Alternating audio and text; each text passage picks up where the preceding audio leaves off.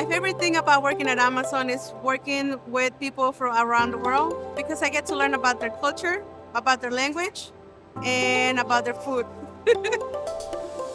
Hi, my name is Sylvia and I'm a process assistant.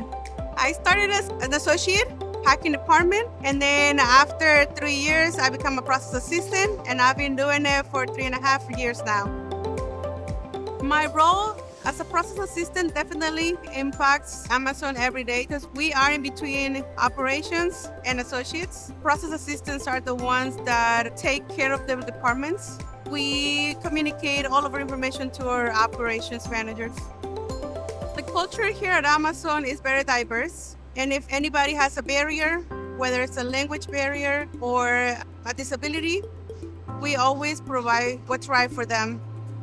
I'm part of the Latinos at Amazon affinity group. Being part of the Latinos at Amazon makes me feel big because we are able to help outside of Amazon as well, give back to the community. We do volunteering at shelters, food drives, and also we gather clothing for the women's shelter as well. And I appreciate it a lot.